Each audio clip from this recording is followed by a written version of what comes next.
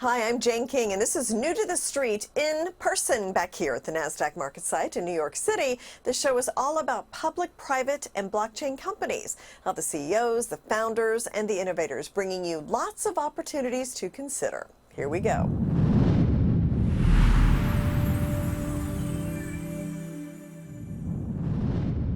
Zap Electric Vehicles is run by a team of experts from the mobility industry on a mission to redefine the electric two-wheeler segment. Zap's debut product, the i300, is an urban, electric, high-performance two-wheeler capable of traditional motorcycle levels of performance in a step-through format, making them easier and more fun to ride. So for this premium product and the company's premium direct-to-customer experience, customers ordering the i300 online will have their bikes conveniently delivered to their home or office by authorized zappers who will provide at-home inspection, service, and support throughout the vehicle ownership lifecycle. And today I'm pleased to have with me Dave Sturgeon, the Chief Financial Officer, to talk more about Zap. So tell us about a little history of the company. How did it get to where it is today? Thanks, Jane. So Zap is a UK company. We were originally founded in 2017 by a group of motorcycle enthusiasts who, quite frankly, were actually looking for a way of going electric, and there was nothing around for them to choose. And so they set about designing a product that would combine the high performance that they were used to with the benefits of electrification in terms of performance and environmental aspects. And so since then, we have been developing the product. The product was, the i300 was originally released to the market in 2018, 2019. We've won 9 design awards since then. And obviously we had COVID in the middle to deal with, which has set everybody back. But since then we set about organizing our business model properly. So we have a contract manufacturing relationship that I'll talk more about in a minute. That's very, very significant, and also our financing arrangements. We have a receivables financing package that, again, is quite critical to the business model, getting all those sort of stuff in place. Yeah. We went public via a de-SPAC in April 23. Unfortunately, that didn't raise any money for the company. But since then, we've been moving towards getting into production. And when we last updated the street at the end of February, we said we expect to start actually selling product in the summer of this year. Okay. And the global market opportunity, how big could that potentially be? It's huge. It really is. And as somebody from the West, it was difficult to actually appreciate the sort of scale of things. I mean, the global two-wheel market back in 22 was about $130 billion. That's 60 odd million units, and the majority of that is actually in Asia. In Asia. So actually, the US and Western Europe is tiny compared to that. There are 4 times as many high-performance motorcycles sold in India alone as there are in the entire. Yeah, and you see like Thailand and Vietnam, and I mean, it's, they're all over the streets. Well, I mean, in the West, motorcycles are to an extent a toy. I mean, they are a fundamental part of the transport infrastructure, but over there, it's not a toy. It is actually, this is what you actually have to use if you want to be able to get about. I mean, public transportation is obviously not so well developed, and the prospect of car ownership isn't necessarily that realistic. So I mean, in somewhere like Thailand, which is where our founders are from, 84% of households own at least one motorcycle. I mean, you just wouldn't get anything comparable in the US or Western Europe. And so all of those factors would come together and actually be a virtuous circle that we would think. And their economy is doing well. So absolutely. I mean, you don't hear any. There's some money there to purchase the vehicles. No, there is, and it's there is a growing middle class. The middle class is focused in the cities, and that's where we're going to be. You need to think of it not so much as targeting one enormous country as targeting a number of cities, and that's a much more achievable thing, we feel. Why do two-wheel vehicles lend themselves especially well to electrification? Well, I mean, the phrase people always use is range anxiety. About you're terrified that your family car will run out when you're going from city X to city Y, and there's nothing you can do. And my experience in the UK, if you're in a big city, there's loads of charging, but if you go 5 miles out, it's a much more challenging proposition. And you go to the countryside, good luck to you. And whereas two-wheelers, you're talking shorter journeys. Our bike is a bike that you ride in the Hamptons, not to the Hamptons, as one of our US-based investors always tells me. And having portable batteries, which are removable and not swappable, but actually you can just charge it at a wall socket. It's in theory it's infinite. You can charge your battery up from 20 to 80 inside 40 minutes. You can any wall socket. You don't need dedicated infrastructure, and the use case for two wheels in a city is very different to a four wheel. You would still need your four wheel if you want to go on large family journeys, etc. That's not what we're about, but actually as a second car, or actually as an alternative to public transportation, we're very much targeting the total cost of ownership, and comparing what does it cost you for a subway ticket for the month compared to leasing a Zap. Because in the majority of countries, most people don't buy vehicles anymore. They lease them, and that's the equation that they are doing when they decide what to do. What is the range of the i300? The range on one battery is about 40 miles, and so given that the average commute of an urban dweller in Europe is about 8 miles a day, you're probably only charging up once a week. So each of the bikes comes with 2 batteries, so you can always have one in the bike and one in your backpack. I mean, they're only like 6 kilos or whatever, so it's about the size of a laptop. It's a very manageable proposition. It's not one of these swappable batteries that is the size of a large suitcase. Yeah. It's no problem at all. So. Okay, Dave, thank you so much. So interesting. Thanks. Thank you.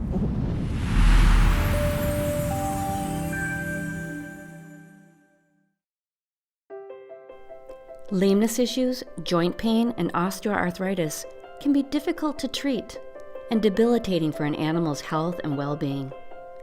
Take control of lameness issues and joint pain. Introducing Spring with OsteoCushion technology.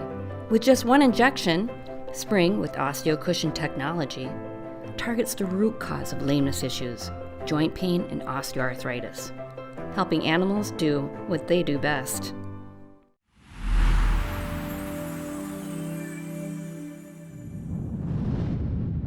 Performance Golf is an online platform that helps golfers get better faster. And with me is CEO Brixton Albert to explain exactly how this works. So let's just lay the groundwork. Tell me about Performance Golf, and then we'll dig into the details of the business. Absolutely, and great to be here. So essentially, we have a platform that helps golfers get better faster at golf by giving the average golfer access to some of the best instructors in the world. Instructors that would be difficult to take lessons from. They're highly regarded. They're very difficult to get in front of and work with face-to-face. We have them on our platform to help golfers get better through our digital courses, our training aids, and actually some golf clubs and artificial intelligence we're creating to help golfers get better at this difficult, frustrating, but also fun game to play. I know. It's addictive but frustrating. I know from people who golf a lot. So my husband being one of those. Hardest game for sure. So what products have been the most popular, would you say? I would say, so on the digital side, the products that have worked best for us are the one-shot slice fix. It's a course to fix your slice. So 90% of golfers slice, and we've got a great course from Tiger Woods' former coach to fix your slice. Then we have another course called the Simple Strike Sequence. It's a course that helps the average player just make better contact and hit the golf ball more crisply. And then on the physical side, where we actually have golf clubs, we have a driver called the SF1. And it's a driver that actually fixes a golfer's slice, because we've put 5 unique features into the club that all work to help golfers square the face better and hit that ball that's turning right to left versus hitting a slice. Yeah. And I know you talked about AI, and you've done a lot of research and development as well into the products. Is the AI part of that, and how does that fit into the whole platform? Yeah, so when people typically buy from us, they buy a product that fixes a pain point for them in their golf game. And then once they come into our platform, they have an option where they can upload a video of their swing. Okay, a golf pro will analyze it, or our swing AI will analyze it. So you can upload your swing into our platform, and then within 10 seconds, our AI will analyze your swing, and it'll say, Jane, hey, you've got 6 things wrong with your swing, right? But here's where you should start first. And then it shows you a step-by-step video to fix that. And then when you go practice, it actually shows you if you're fixing that properly. So you're not out there practicing and wasting your time. We want to help you practice smart with feedback to know if you're getting better. So we're really investing into making our platform the smartest platform to help golfers get better. Plus, we're investing into our club technology to make golf clubs that are just easier for the average golfer to have more success with. Now, you mentioned Tiger Woods coach. I mean, who are some of the instructors that you have, and do you plan on adding more? Yeah, great question. So am I allowed to break it officially to you here? Absolutely, I love that. I saw your application come through. No, I'm just giving you a hard time. I was going to say we can't bring you on yet, but no, we have Tiger Woods' former coach, Hank Haney. We have Sir Nick Faldo on our platform. He's a 6-time major champion. He won the Masters 3 times. Yeah, I was going to say, I've heard of Nick Faldo. Yeah. Absolute golfing legend. We have Martin Chuck. He's one of the Golf Digest 7 best teachers in the world. We have David Ledbetter on our platform. He's taught 7 former world #1 golfers. So we have a really rare group of instructors that, again, the typical golfer couldn't get access to, but they're on our platform, and there's a chance to learn from them to improve their games. Yeah. Who are the most popular ones? I would say the most popular are Martin Chuck.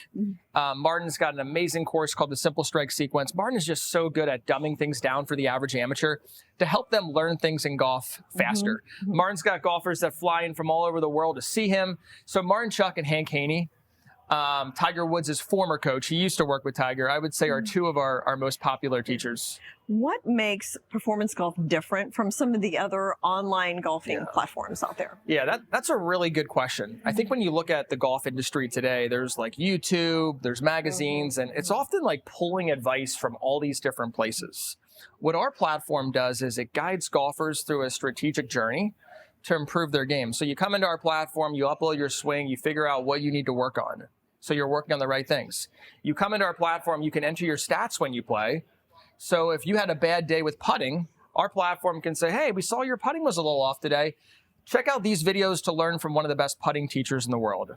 So our platform is about guiding golfers through a strategic journey to serve up the right information at the right time to help them get better faster, versus the golf industry has all this information where you have to piece it together. We make it more step-by-step and relevant to you. Yes, I was going to say, it sounds more tailored to you and exactly what you need to work on. And it needs to be in golf, because if you don't work on the right things in golf's the one game you can actually practice and get worse. Yeah, which is frustrating. Yeah, no, I'm sure. Very frustrating. So how is it for everybody, even beginners? Yeah, like I would say we're not going after tour pros with our platform. They're often working with like teachers, in person. But our platform is really geared for beginner golfers to just the average, weekend golfer, golfer playing a few times a week that just wants to get better and enjoy the game. How long does it take till they start to see improvement? Yeah, that's another great question. So when you come into our platform, the solution that you would purchase, the first product, is really geared to fix your biggest pain point. So we want to get golfers that quick win. And that often knocks 3 to 5 shots off their handicap. If you can just fix your biggest issue in golf, that can make the game a lot more fun. But then once we fix that, it's like, okay, what's your second biggest challenge? And then that's where we help them in that step-by-step manner. Yeah, interesting. How can somebody find out more about performance golf? Performancegolf.com. You can also go to the App Store. You can have all of our videos right on your phone if you go to the App Store and type in Performance Golf. And we'd love to help you improve your game and enjoy the game more. We're getting into the summer, so perfect time right around the corner. Improve your golf game. So, Brixton, thank you so much. Awesome. Thanks for having me here. Yep.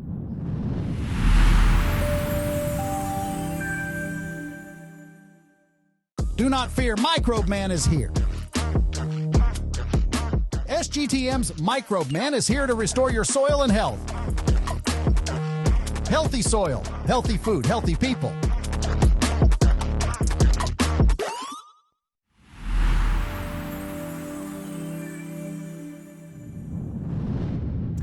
Rosa Holdings provides both residential and commercial real estate brokerage services and offers technology-based products and services to its sales agents and franchise agents. And with me is CEO Joe LaRosa and Chief Operating Officer Dina LaRosa. Great to have you back. Thank you for having us again. So you had a record month in June? We did. Congratulations on thank you. that. And this is for new agents joining the company, right? Right, So a lot of momentum is now behind us. We're very excited. We've announced that we introduced a very disruptive revenue share model. to go along with our 100% commission model that we have been offering the agents now for some time. So this has created a lot of momentum, a lot of buzz. We recruited a very large team that had built an amazing community at one of our local competitors. They had built about 1,400 agents in their downline, and they're now over with us as part of our family, and we've seen a record number of agents now be joining us, over the last 30, 45 days. So that trend is hopefully going to continue, and we're very excited for where it's taking us. Word is getting out on the La Rosa difference. Absolutely, for sure. So explain what is different about La Rosa and how your business model is unique. So we're really focused on defining what it is to be agent-centric, right? So we want to create as much value as we can for the agents to be successful with their real estate careers, but as well to be able to create multiple streams of revenue for our agents. So besides obviously, selling real estate, they have the opportunity to recruit other agents through our revenue share program to create a downline, basically a business within a business. And they also have opportunities to get involved, whether it's in coaching, property management, commercial real estate. So, we're always focused on creating as many opportunities as we can for our agents. Yeah, and I think once they come on board, they realize it's not just saying we're agent-centric, not just saying that we care, but they actually see the difference in our culture and see the difference that we literally wake up and go to bed thinking, how can we make our lives, the lives of our agents better? How can we create more opportunities? How can we help them through the ups and the downs, really build that business within a business? Yeah. And I think it's more, apparent when they come on board and they see the culture and everything. And you've been growing by quite a bit as well. 11 new acquisitions, 2 new offices in Houston, also in Tampa. What are the plans for the second half of this year? Well, we've been very busy since our IPO back in October of last year, obviously with all these acquisitions. We have a whole slew of other acquisitions lined up. Some of them now we're in the due diligence process. We've already been putting some guidance out there now in several press releases that we really expect to be at close to 4,000, if not more, agents by the end of this year. So we're currently at 2,600 agents. So that's explosive growth, but we know with a lot of the acquisitions that we have lined up and the organic growth, we're just excited about the opportunities now to really be able to expand our footprint. And not just in Florida. For example, I know next month we're going to be out in Houston, Texas, at a few events there to be able to hopefully introduce now to the La Rosa difference to a lot of Texas agents out there to be able to provide an opportunity they can grow their business now. And expanding in Georgia as well. In Georgia as well, okay. So some of the hottest housing markets of the past few years. So absolutely. I'm sure that's strategic. So now there was a press release that went out recently about a possible acquisition of a title insurance company. Did that happen, or what? How does that stand? So that's getting ready to happen up now here very, very soon. So we're just in the final stages of actually closing that transaction. So we've been very diverse with our acquisitions now going forward here the second half of 2024. When you look at the real estate transaction, we want to be able to be involved in every aspect of that transaction. So not only does that create the one-stop shop for consumers and for our agents, but as well as for the holding company, it creates now multiple streams of revenue, which is obviously going to grow the holding company. Yeah. And what about Jamie? So this is an AI-driven aspect of the business. Explain, Jamie, what does Jamie do? So Jamie, it's spelled a little different just because of our 5 kids. So we wanted it's literally the first initials of all 5 of our kids. Yeah. So we wanted to obviously be very unique with it. So it's been a big buzz within La Rosa Realty. So we're excited now that we're looking at actually white labeling Jamie and being able now to offer it to folks outside of La Rosa as well. So that creates a lot of opportunities for us to be able to build a much larger list, and as well as be able to provide additional revenue now streams coming back into the holding company. And in addition to Jamie, within our own proprietary technology called My Agent Account, we're now expanding on that as well, and we're actually going to begin beta testing a transaction management portal that we're very excited about, and that can really become another game changer within La Rosa. Yeah. And does that take care of like some of kind of the mundane tasks that the agents do? Yeah. And maybe helps them kind of be more customer Definitely helps them oriented? work smarter, not harder, for sure. Yeah. Everything is going to be basically digital. So even for clients that need to actually sign certain documents, they'll actually be able to go through our actual portal, and they'll be able to sign them, digitally online. And so it's going to be able to create, again, more organization as well for the agents. Mm-hmm. More efficiency, it sounds like, absolutely. as well. So now, just about the real estate market in general. Yes. So we're starting to see interest rates go down a little bit. Refinancings were up. They're still high, I think, when people got used to those 3%. But how do you see real estate? Do you see certain parts of the country better than others? I mean, what's your take on the market? Yeah, so I'll give you my quick take, but I know this is really her specialty as well. So, look, I think actually I saw this morning an article came out that we've seen the highest amount now of refi applications coming into the market because of interest rates starting to come down. The Feds haven't yet cut rates, so we're waiting to see when that's going to happen. My expectation is that whether it's the second half now as we get into later on into this year, going into potentially now the spring of next year, that's when I see this huge pent up demand going to get released into the market. And I think it's pretty much going to be, obviously, in certain markets like Florida, Texas, Georgia, like we mentioned before. Those have been the hot markets, but I think it's going to be spread out throughout the United States. I think there's going to be a lot of opportunities for folks now. You know, I don't think rates will ever be at 3%. No, they're not. but just the fact that, you know, the talk of them being in the low 6s, the high 5s, people are going, you know, crazy with that. So I think it's going to create a lot of opportunities. Yeah, because there's a lot of people out there in the 7 to 9% right now. So I see the rates going down about 50 basis points somewhat. But for my background's lending, so just watching that says a lot about the market. And yeah, for sure, I agree with his timeline on that. And we're starting to see inflation get under control, even drop a little bit. So that's what we need for the interest rates to go down, maybe even yet this year or so. And what about a housing shortage? I'm hearing talk of that. Is that also, or is that because people aren't selling because they have a low mortgage? Well, I think you're exactly right there. So, I mean, it's supply and demand, of course, but, you know, a lot of folks that have maybe today a 4 or 5% interest rate, they're not looking to get out of their home to get into maybe a 7% interest rate. So I think as interest rates drop, we'll see more inventory hit the market, and that's going to create more excitement, obviously, and more opportunities for buyers now as well. More normalized housing market. So, absolutely. Joe and Dina, thank you so much for coming in. Thank you. Thanks for having us. All right.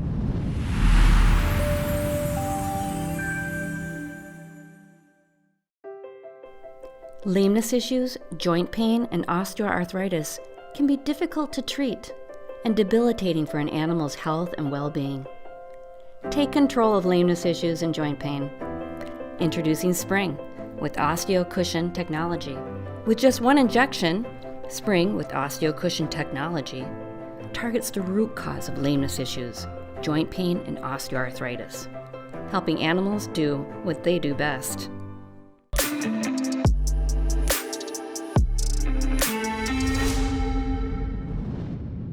Hi, everyone. Welcome to your Secure Privacy and Security segment. I'm Anna Berry, along with Alain Guillai, the CEO of Secure.